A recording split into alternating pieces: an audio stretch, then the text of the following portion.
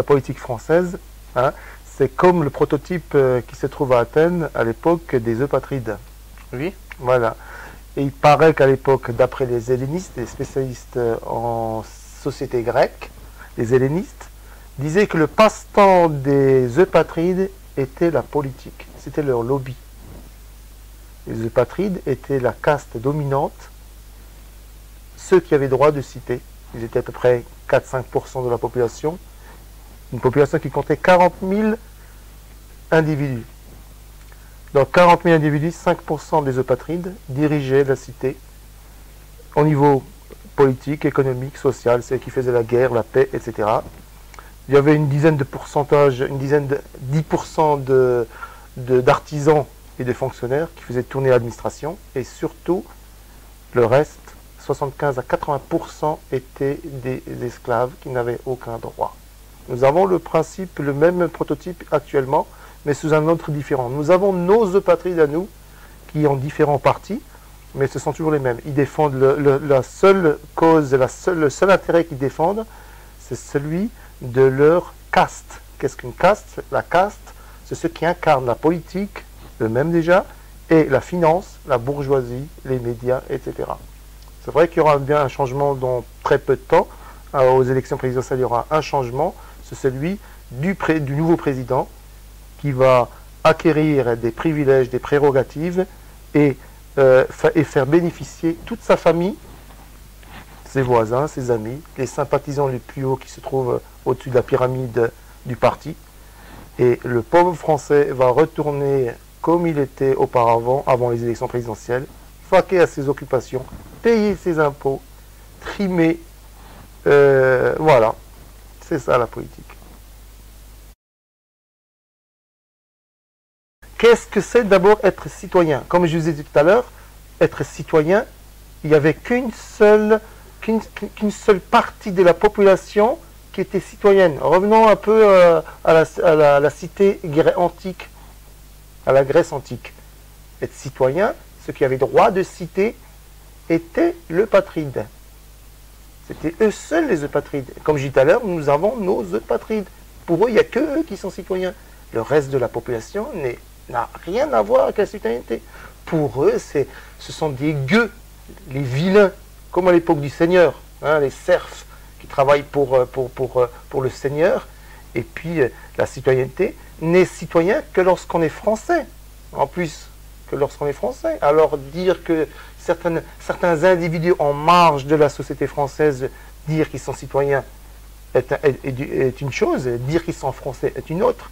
C'est la plupart de ces individus, des rejetés de la société, de la cité idéale en France. La France idéale, elle est incarnée par ces Eupatrides qui, justement, sont installés dans la politique, dans la bourgeoisie, dans la finance, dans l'économie, etc. Eux seuls sont considérés comme des citoyens. Parce que c'est eux qui donnent le titre de citoyen ou ils ne le donnent pas. Considérer tout le monde comme des citoyens est la palissade, puisque justement pour être citoyen, il faut une autorisation. Cette autorisation, elle n'est pas donnée à n'importe qui. L'étude sociologique et anthropologique, mais surtout sociologique du Maghrébin des années 90, 2000 ou 80, c'est vrai que ça a été... le scoop, c'est qu'elle a été faite par quelqu'un qui n'est pas du domaine sociologique. Être dans un salon feutré ou se prélasser sur les bancs des universités fait en sorte que le maghrébin français, c'est vrai que dire il y a un rapport avec ça, mais le maghrébin français a été vu sous tous les angles existentiels, que ce soit au niveau de l'habitat, au niveau de la scolarité, et c'est vrai qu'à cette période, il y avait véritablement une discrimination raciale à tout point de vue, et il était réellement victime. Mais bon, le problème de la victimisation, c'est qu'on s'est tellement encastré à l'intérieur de ce phénomène de victimisation que certains individus mal intentionnés se sont servis des fameux doudes que je relate dans l'ouvrage Perspectives d'avenir, qui est un ouvrage justement en parlant de cela euh, un, un manifeste contre cette hypocrisie et ce mensonge véhiculé tout au long de ces décennies sur le dos du maghrébo-français, qui est devenu par la suite français musulman, et peut-être qu'un jour, il va devenir français tout simplement.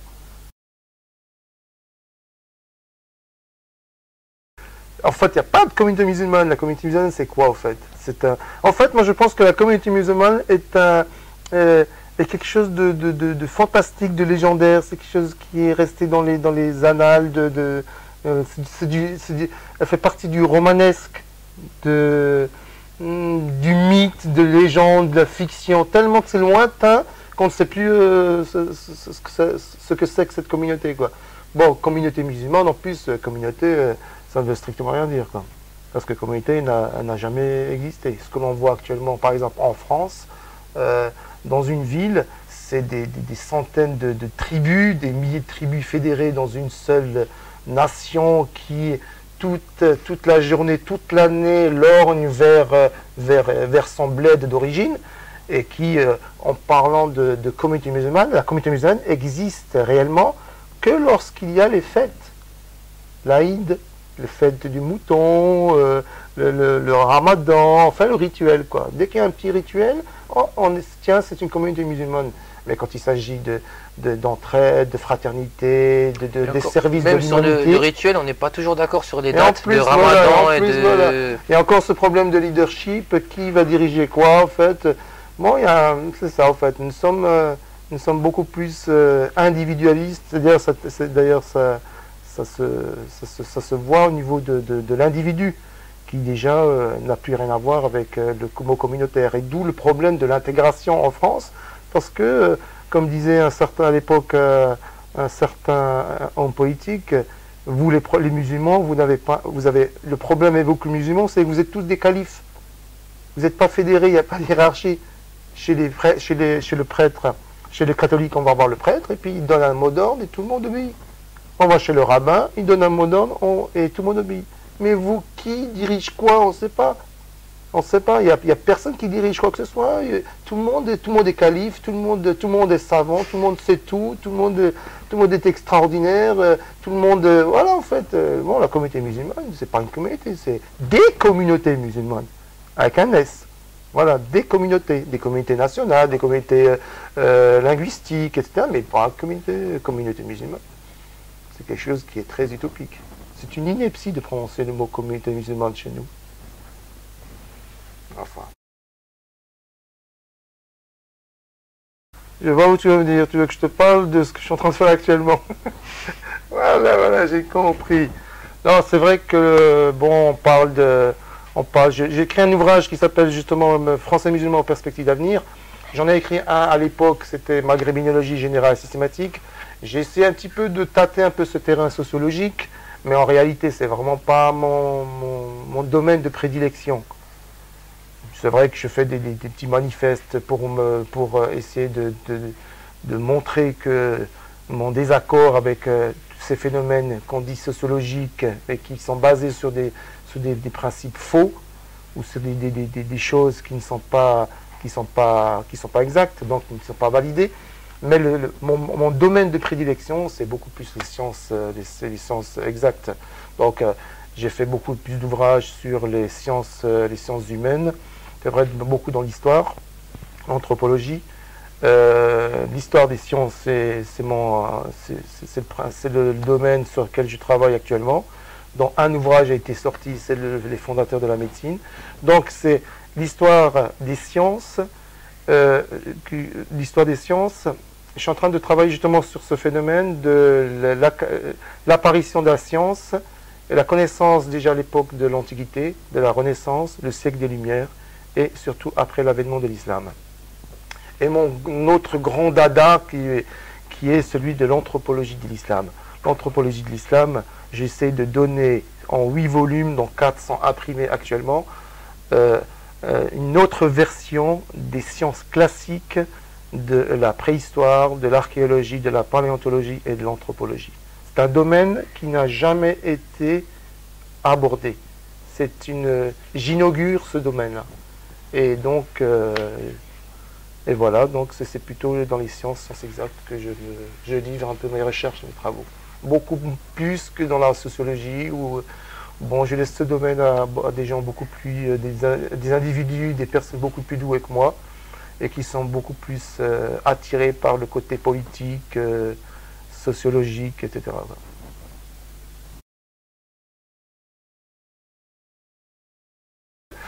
C'est vrai que bon, il y a beaucoup de termes, beaucoup de mots, beaucoup de noms qui sont diffusés, qui sont véhiculés depuis des dizaines d'années et qui ne veulent strictement rien dire. Nous avons défini tout à l'heure le mot Oumma, enfin Oumma ou communauté, musulman d'ailleurs, musulman ne veut strictement plus rien dire actuellement.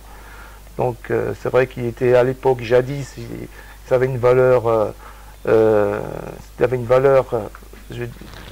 en tant qu'individu en quête d'absolu divin, dans la science et la connaissance et le raisonnement et la logique, mais ils ne veulent plus rien dire. Prenons d'autres termes, par exemple la civilisation arabe. Toute la littérature décrit la civilisation arabe. Il n'y a pas de civilisation arabe. La civilisation a été créée du 8e au 13e siècle par des non-arabes qui sont d'origine, la plupart, berbères, perses. La civilisation islamique. Ou, on peut dire beaucoup plus civilisation islamique que civilisation arabe. Il n'y a pas de civilisation arabe. Les Arabes n'ont jamais créé aucune civilisation. Un autre terme, les chiffres arabes. Les chiffres n'ont rien d'arabe. Les chiffres qu'on connaît actuellement sont des chiffres créés par le mathématicien Al-Khalsadi au 9e siècle, qu'on appelle normalement chiffres al-Khalsadiens, ou chiffres d'Al-Khalsadi. On parle toujours aussi de science arabe. Il n'y a jamais eu de science arabe. Les Arabes sont incapables de comprendre ou de créer ou d'imaginer une quelconque science. Les deux pôles, il y avait à l'époque du 8e, je reviens toujours à ce 8e au 13e siècle, qu'on appelle la civilisation de l'islam classique, deux grands centres intellectuels, deux grands centres mondiaux de la connaissance et de la science, étaient basés pour l'un à Bagdad et pour l'autre à Cordoue. Celui de Bagdad était dominé par les Perses, celui de Cordoue était dominé par les Berbéro-Andalous. Ça, ce sont les deux. C'est ça la science. La science était dominée par ces deux peuples qui n'ont rien à voir avec les Arabes. Donc en fait, c'est des sciences perses ou berbères, ou on pourrait dire sciences islamiques, mais qui ont été créées par des non-arabes, des Perses et des berbéro-islamiques. Et en plus, la science a été véhiculée par la langue arabe parce que c'est une langue liturgique d'où provient le Coran, mais en aucune manière elle n'a été créée par les Arabes. D'ailleurs, ce sont ces non-arabes qui ont enrichi la langue arabe par leurs découvertes, leurs techniques, etc., etc. Un exemple, miroir, vient du mot maraya, qui a été inventé par Omar ibn al-Haytham, latinisé à la zen. Quand il faisait ses travaux sur l'optique, la réfraction et la réflexion de la lumière, il a inventé le miroir pour faire ses travaux. Un autre personnage, un médecin très célèbre, qui est inventeur de la psychiatrie, Ishaq ibn Imran, qui a inventé la psychiatrie, a inventé un terme, par exemple, qu'on dit le maliquliya, qui veut dire la mélancolie. C'est un terme que tout le monde connaît au niveau français, et qui était inventé par cet auteur pour définir ses travaux sur la psychiatrie. On dit que les Arabes du Maghreb et les Arabes du Mashrek, le Maghreb n'a jamais été arabe. Les habitants du Maghreb sont des berbères d'origine. Ceux du Proche-Orient sont pour les uns des Égyptiens, des Libanais qui sont des Phéniciens d'origine, des Syriens, des Mésopotamiens, mais ils n'ont rien à voir avec les Arabes. Les seuls Arabes, les seuls qui prétendent à ce titre, à ce nom d'Arabe, ce sont les pétrocraties du Golfe, le Bahreïn, Qatar, Émirats, et l'Arabie et le Yémen. Voilà pour quelques petites définitions qui nous doivent nous servir prochainement à établir, à faire des petits reportages. Une nomenclature. Une nomenclature qui normalement devrait être très très intéressante.